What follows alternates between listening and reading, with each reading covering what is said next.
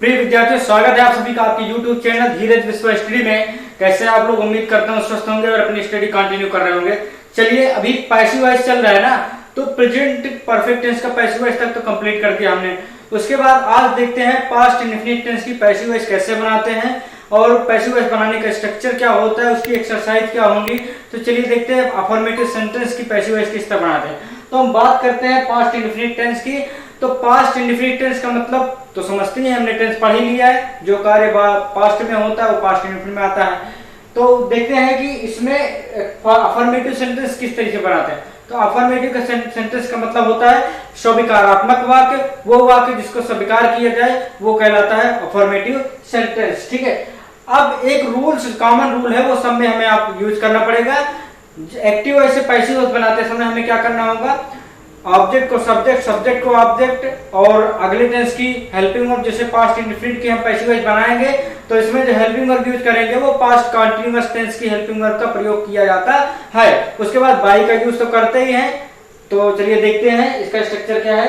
तो सबसे पहले क्या लिखेंगे हम पैसिव वॉइस में, जो एक्टिव वॉइस का ऑब्जेक्ट होगा उसको हम यहाँ पे सब्जेक्ट बना देंगे। एक्टिव वॉइस के ऑब्जेक्ट को हम पैसिव वॉइस में उसको सब्जेक्ट बना देते हैं। उसके बाद यदि सिंगुलर सब्जेक्ट है तो वाज हेल्पिंग वर्ब का यूज करेंगे, यदि प्लूरल सब्जेक्ट है तो वेयर का यूज करेंगे।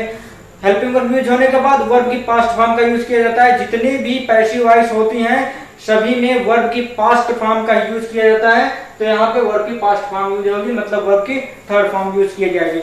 उसके बाद वर्ब के बाद हम बाई का यूज करते हैं। उसके बाद ऑब्जेक्ट लिखते हैं। वो ऑब्जेक्ट बनेगा कौन, जो एक्टिव वॉइस का सब्जेक्ट होता है वो यहाँ पे ऑब्जेक्ट बन जाता है। ठीक है। तो चलिए एक एक्सरसाइज दी हुई यहाँ पे लिखा हुआ है, आई रोट लेटर। यहाँ पर रोट वर्ड लिखा, और रोट ये मेन वर्ब है, और रोट जो है वो पास्ट इंडेफिनिट टेंस की पहचान होती है कि इसमें वर्ब की सेकंड फॉर्म का यूज किया जाता है। तो राइट का सेकंड फॉर्म होता है रोट। तो हम समझ जाते हैं कि ये पास्ट इंडेफिनिट टेंस की एक्टिव वॉइस है। ठीक है। अब इसको पैसिव वॉइस जब बनाते हैं तो हम सबसे पहले चेक करते हैं कि यहाँ पे ऑब्जेक्ट क्या है। तो यहाँ पे देख रहे हैं a letter, I wrote a letter. मैंने क्या लिखा, ए लेटर लिखा, मतलब एक पत्र लिखा। तो ए लेटर जो है वो ऑब्जेक्ट है, और इसको पैसिव वॉइस में हम सबसे पहले सब्जेक्ट बना देते हैं। तो यहाँ पे लिखते हैं ए लेटर। अब यहाँ पे देख रहे हैं कि लेटर जो है, लेटर वो सिंगुलर है, सिंगुलर नाउन है या सिंगुलर सब्जेक्ट है, कुछ भी कह सकते हैं। तो सिंगुलर के साथ जो हेल्पिंग वर्ब लगेगी वो वाज लगेगी। तो यहाँ पे वाज लिख दिया जाता है। ठीक है, वाज, ये वाज हो गया। उसके बाद हेल्पिंग वर्ब के बाद हम मेन वर्ब लिखते हैं, और मेन वर्ब की पास्ट फॉर्म का यूज किया जाता है। तो मेन वर्ब इसमें देखते हैं एक्टिव वॉइस में क्या है। तो यहाँ पे मेन वर्ब रोट है, मतलब ये राइट का जो है सेकेंड फॉर्म था। तो जो राइट होगा वो रूट फॉर्म है, इसका मतलब राइट का थर्ड फॉर्म होगा रिटन। तो यहाँ पे हो जाएगा रिटन। मेन वर्ब लिखने के बाद हम क्या लिखते हैं, बाई लिखते हैं। तो यहाँ पे लिख दिया जाता है बाई।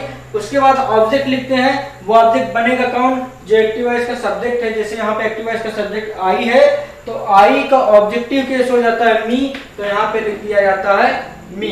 तो इस तरीके से आप देख सकते हैं कि यहाँ पे देखिए, यहाँ पे ये सब्जेक्ट था और पैसिव वॉइस में ऑब्जेक्ट बन गया। यहाँ पे लेटर्स जो है वो ऑब्जेक्ट था और पैसिव वॉइस में ए लेटर जो है वो सब्जेक्ट बन गया। और यहाँ पे सब्जेक्ट के अकॉर्डिंग जो हमने वाज का यूज किया, वर्ब के पास्ट फॉर्म का यूज किया, बाई लगाया और मी लगाया।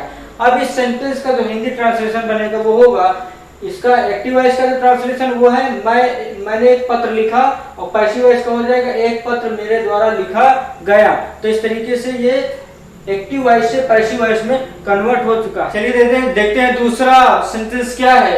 एक्टिव वॉइस का सेंटेंस है, they played football, they played football, उन्होंने फुटबॉल खेला। और इसकी पैसिव वॉइस जब बनाएंगे तो यहाँ पे फुटबॉल जो है वो ऑब्जेक्ट है। तो हम इसको क्या कर देते हैं, पैसिव वॉइस में इसको हम सब्जेक्ट बना देते हैं। तो यहाँ पे लिखते हैं फुटबॉल। ठीक है। अब ये जो ऑब्जेक्ट था वो पैसिव वॉइस में सब्जेक्ट बन गया। यहाँ पे फुटबॉल जो है वो सिंगुलर है, तो सिंगुलर के साथ हेल्पिंग वर्ब जो लगेगी वो लगेगी वाज। ठीक है। उसके बाद हेल्पिंग वर्ब के बाद मेन वर्ब के पास्ट फॉर्म का यूज करते हैं। मेन वर्ब इसमें प्लेड है। तो प्लेड का रूट फॉर्म होता है प्ले, और प्ले का पास्ट फॉर्म होता है प्लेड। तो यहाँ पे प्लेड का यूज कर दिया जाता है। मेन वर्ब हो गई। मेन वर्ब के बाद हम बाई लिखते हैं तो बाई लिख दिया जाता है। उसके बाद लिखते हैं object.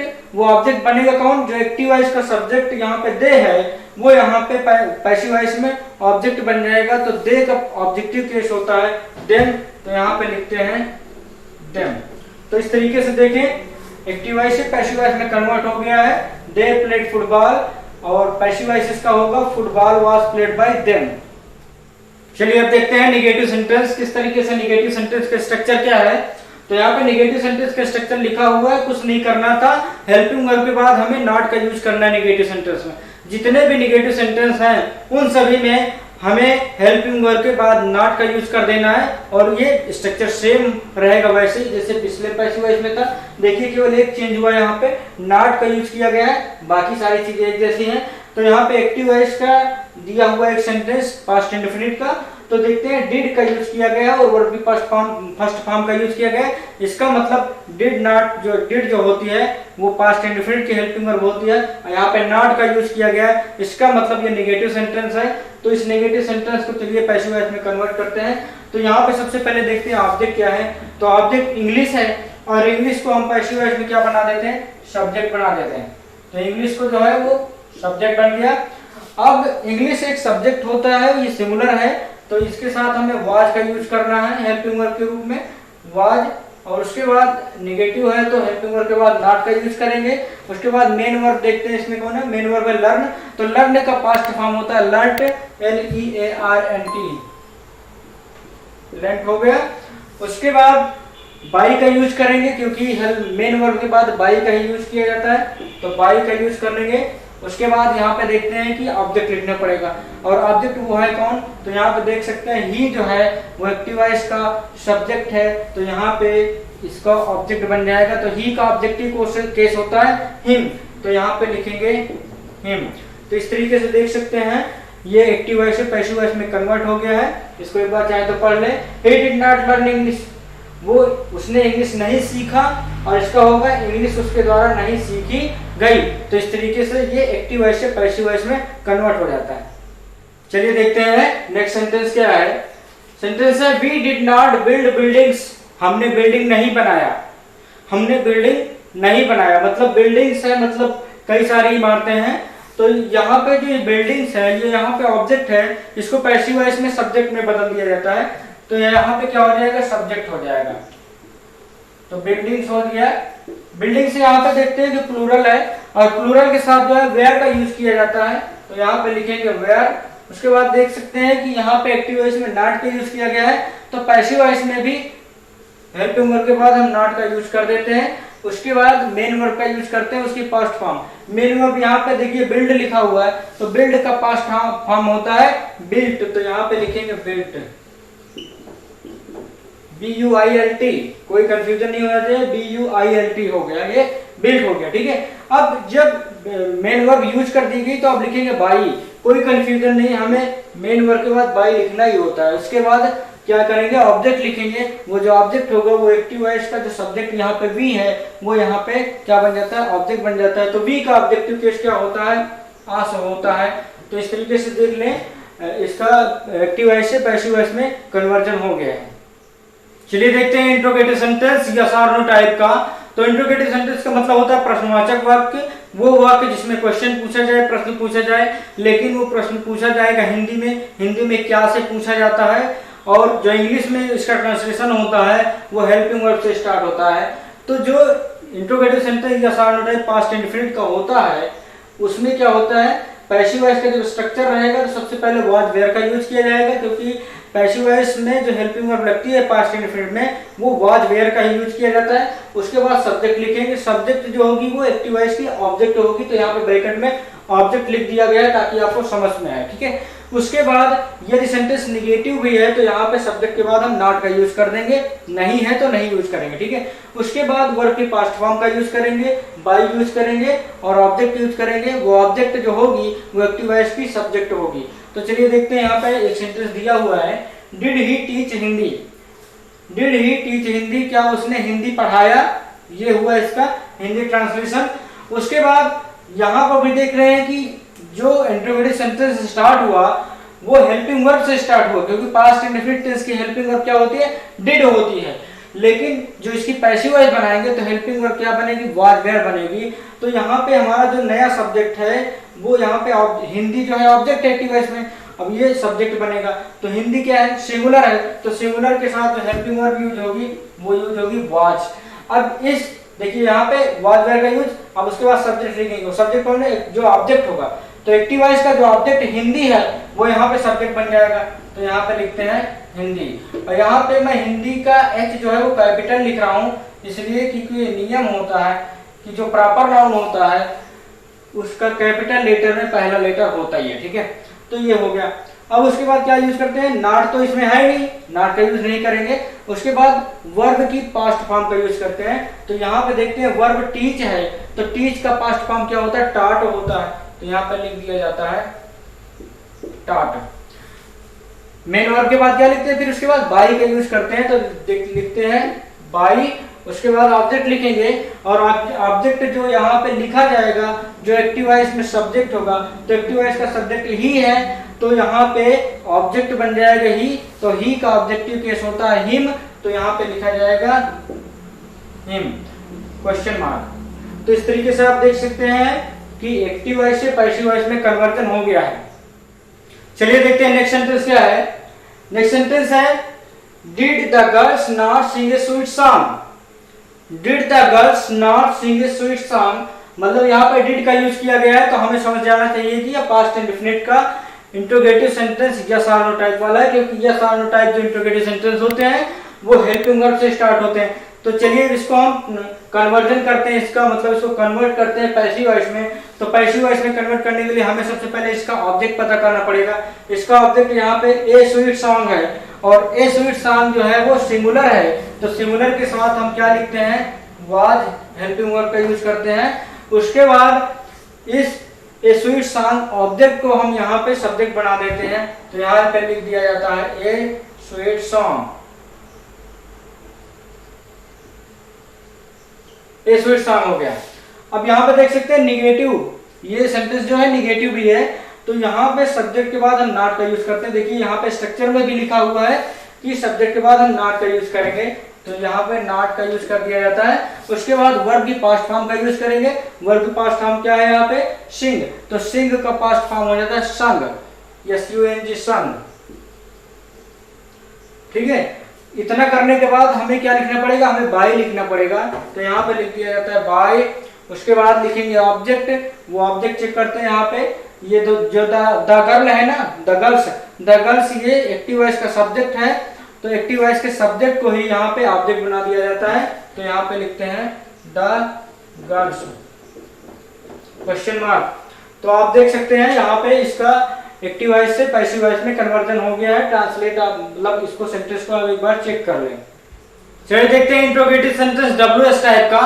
WS type interrogative sentence क्यों बोलता हूं मैं, क्योंकि जो इसमें सेंटेंस स्टार्ट होता है वो क्वेश्चन वर्ड से स्टार्ट होता है, और जितने भी मोस्टली क्वेश्चन वर्ड्स होते हैं वो WS से स्टार्ट होते हैं, इसलिए मैं इसको WS टाइप इंट्रोगेटिव सेंटेंस बोलता हूं। तो इसमें क्या होता है, चाहे वो एक्टिव वॉइस का हो या पैसिव वॉइस का हो, इसके जो इंग्लिश ट्रांसलेशन स्टार्ट होगा, इंग्लिश सेंटेंस स्टार्ट होगा, वो सबसे पहले क्वेश्चन वर्ड से स्टार्ट होता है, ठीक है। लेकिन हम पैसिव वॉइस के स्ट्रक्चर यहाँ पे लिखे हुए हैं, तो सबसे पहले क्वेश्चन वर्ड लिखेंगे, उसके बाद अकॉर्डिंग टू सब्जेक्ट हम वाज या वेयर का यूज करेंगे। सिंगुलर सब्जेक्ट है तो वाज का यूज करेंगे, प्लूरल सब्जेक्ट है तो वेयर का यूज करेंगे। उसके बाद सब्जेक्ट लिखेंगे, और वो सब्जेक्ट बनेगा कौन, जो एक्टिव वॉइस का ऑब्जेक्ट होगा वो यहाँ पर सब्जेक्ट बन जाता है। यदि सेंटेंस निगेटिव भी है तो सब्जेक्ट के बाद नॉट का यूज करेंगे, उसके बाद वर्ब की पास्ट फॉर्म का यूज करते हैं, उसके बाद बाई का यूज करते हैं, बाई के बाद ऑब्जेक्ट लिखते हैं। ऑब्जेक्ट वो कौन बनेगा, जो एक्टिव वॉइस का सब्जेक्ट होता है वो यहाँ पे ऑब्जेक्ट बन जाता है। तो चलिए यहाँ पे एक एक्टिव वॉइस का सेंटेंस दिया हुआ है, इसको जो हम कन्वर्ट करते हैं पैसिव वॉइस में।